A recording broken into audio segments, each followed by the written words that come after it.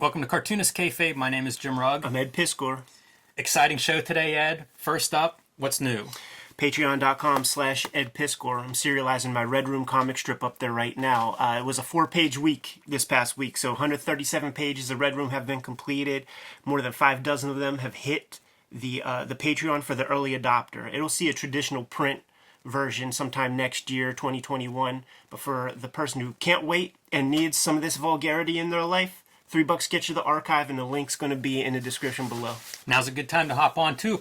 Basically, complete first story up.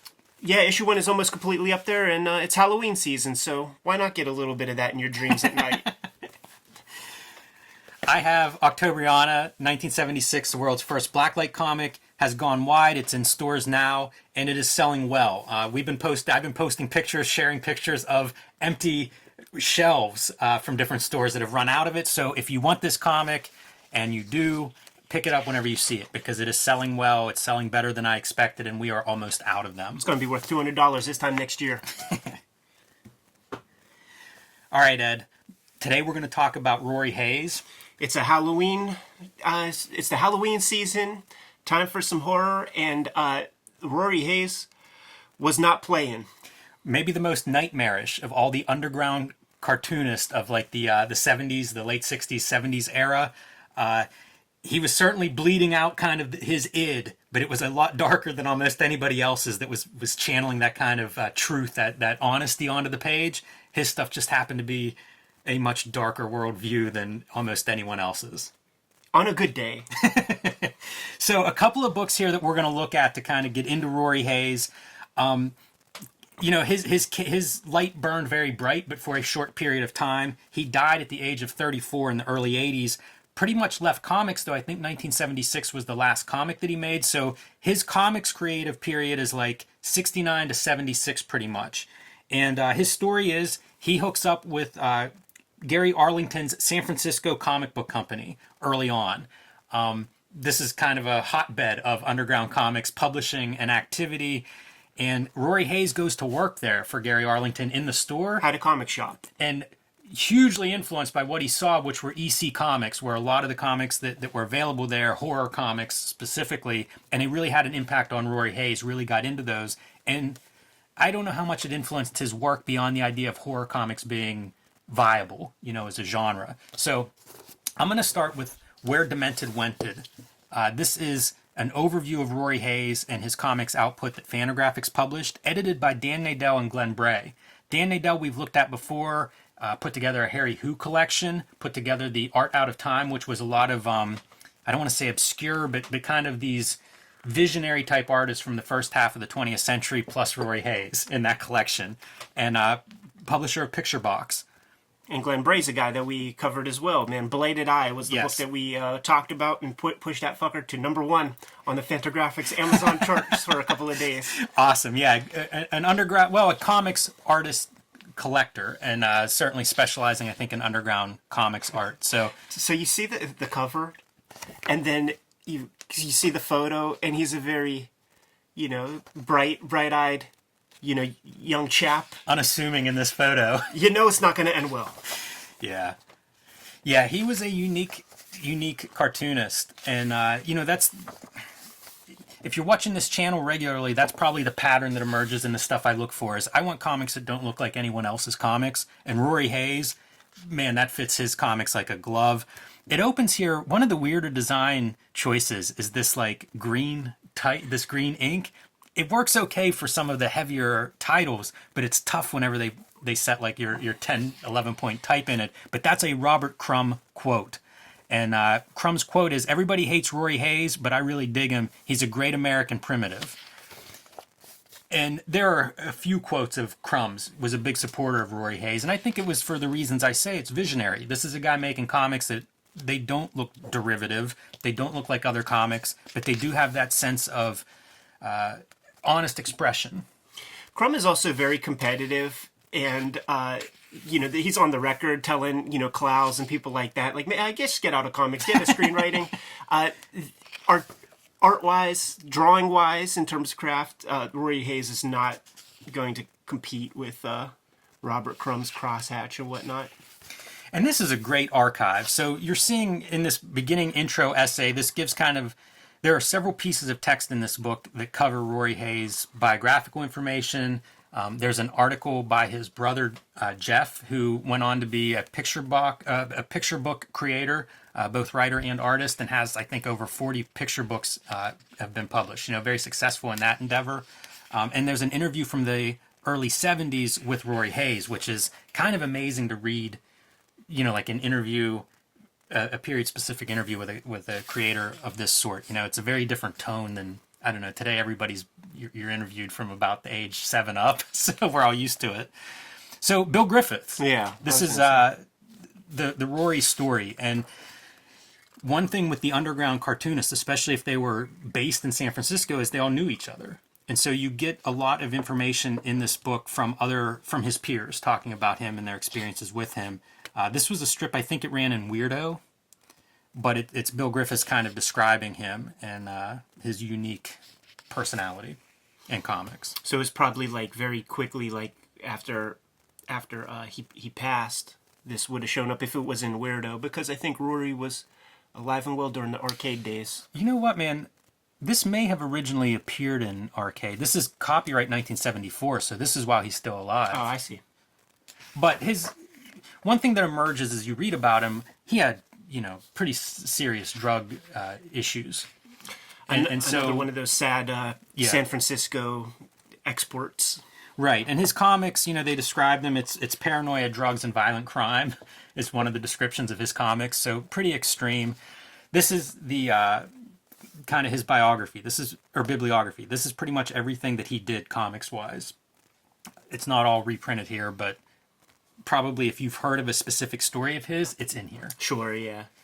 And, we start out with some of the stuff, his style is very unique, and I feel like this is pretty indicative. As we flip through here, you're going to see he did a lot of, I don't want to say funny animal comics, but he would use these animal characters, especially this teddy bear, but they're not funny animals. They're nightmare animals. But again, unusual for, this time period. I don't know if funny animals were even much of a genre by the 70s, above or underground. But you could imagine that if he's seeing EC Comics, like at Gary Arlington shop, he's seeing, Barks and those kinds of comics. Even the teddy bear doesn't make it through. Shades of Mattioli's. Thing to pay attention to is all the mark making. That's one of the things that attracts me, and you'll see like some huge variation in terms of how he's making marks, even within the same pages. Spotting the blacks is pretty unusual, where a lot of these panels don't have too heavy of blacks, but just built up textures. And other places, of course, solid blacks. Whenever he started making underground comics, it wasn't exactly his goal. He kind of fell into this crowd. He just found a home there. And his first comic was Bogeyman Comics, and it was the first time he drew with like pen and ink. So, if his stuff doesn't look like other people's, it's coming from an honest place. It's not like he was copying Crumb in order to get his underground comic off the ground. Right. It was sort of like, hey, we all make comics, you make one. And he definitely had an artistic background, and we're going to get into that with the other book that I have here. But his background was, from early age, he and his brother would make films. They would make soundtrack to films. They would make these zines that were like movie kind of zines, both about their movies and other movies that they were, horror movies that they were watching. And then comics, like kid comics, except they're really good. But it was something that he was always had this creative output. And like I said, his brother goes on to make picture books. Rory just kind of gets into this group with the underground comics, and so that becomes the outlet for his expression. How much does this face resemble a Fletcher Hanks? Yeah, sure. That's the other piece that I think you start to see certain commonality with these primitives and outsiders and naive. These weren't necessarily words that were applied to artists very much at this time. Like, that's really caught on, that outsider artist thing. But they do have common traits, and you can go back historically and find these artists that fit into that outsider mode, even if it wasn't something that was recognized at the time. Yeah. And he definitely has that. That Jay Disbrow guy comes to mind with, like, his Golden Age comics kind of. There are textures and stuff in here that are real similar. All right, so I'm kind of flipping quick here because I want to get into certain noteworthy comics. Cunt Comics is a comic that he did that came out of Snatch. So Snatch being like the sex comics that Crumb and some of the underground guys would do.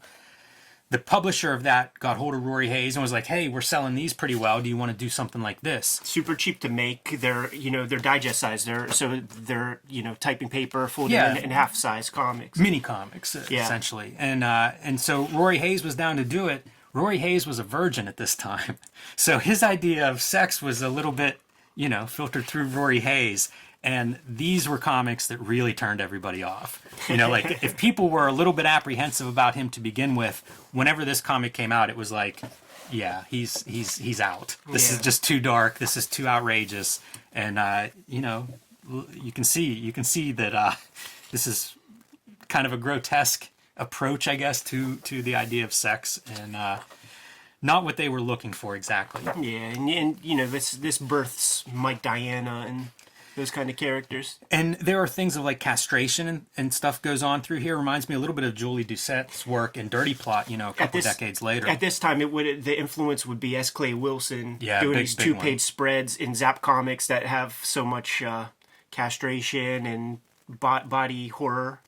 S. Clay Wilson is definitely an artist that Rory Hayes was looking at and interacting with. Robert Williams, all those guys, all the Zap cartoonists. Yeah. This is very 70s stuff, man. Like, in what's the chemical you take that makes you sit there and do all those dots? See, that's what I find interesting is the mixing of these different marks, because you have that pointillism, and, you see that in different art, but then next to it are these lines. Yeah. Like he's just doing whatever he's feeling. Yeah. So you're saying he's not looking at Drulier's Metal Erlant comics?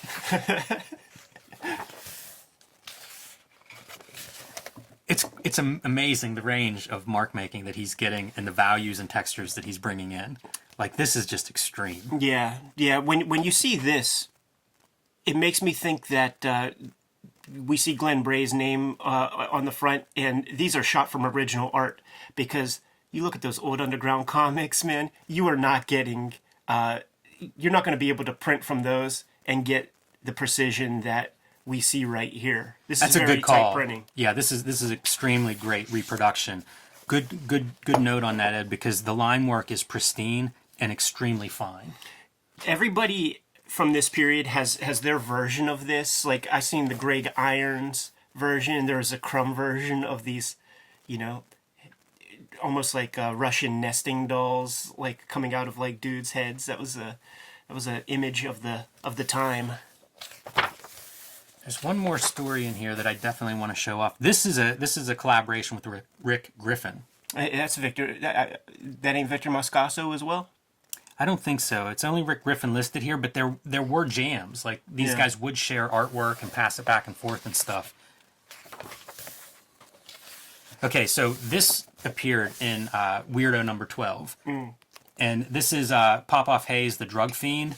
This was a strip that he put a little more time into than typical. This, I think, was done over like a 3-year span, so he would have been working on it, coming back and forth to it. Yeah. And in a lot of ways, this is kind of his masterpiece, probably his most, I guess, made it like the mature period of time. It would also be the most widely distributed Rory Hayes comic, probably. Like, I can't imagine that earlier underground stuff superseded number of units sold than an issue of Weirdo.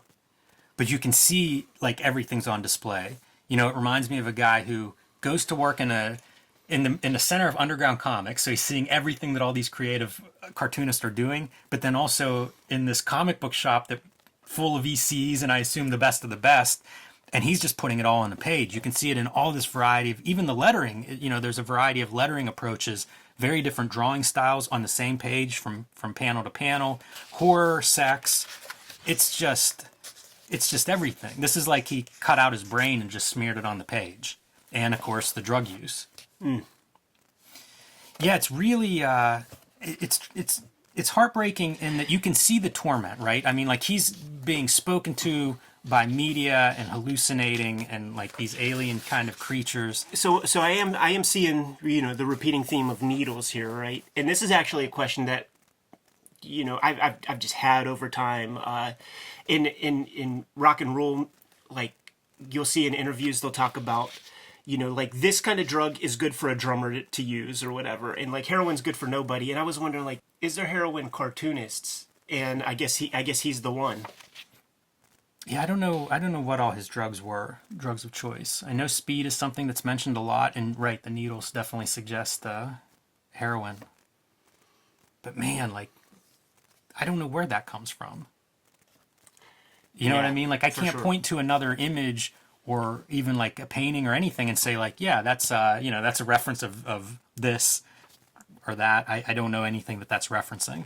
You know, I think this is a person who starts making these images at a very young age, and it just completely develops his own visual language. That's pretty great. Like the twisted, what would have been his teddy bear character just turned into the ultimate distorted nightmare version. So, Rory Hayes, a unique talent, and it's awesome that a book like this exists where you can access so much of his work, in one convenient place. Look at that, I mean, really trying as a cartoonist, just trying whatever he could think of. It's great to see it. And so, how about this? It is the season of the witch. Yeah.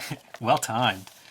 This is a reproduction of his stuff in pencil form. I mentioned that Bogeyman was like his first pen and ink attempt. This is what he had been drawing as a kid.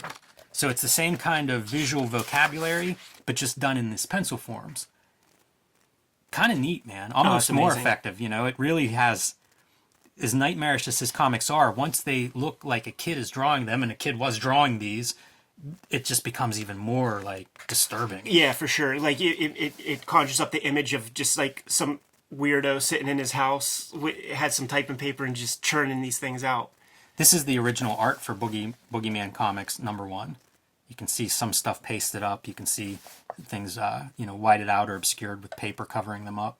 It's kind of cool. Kind of the artist edition version of this underground cover. Yeah. And I'm sure that's got to be Glenn Bray providing that. Definitely.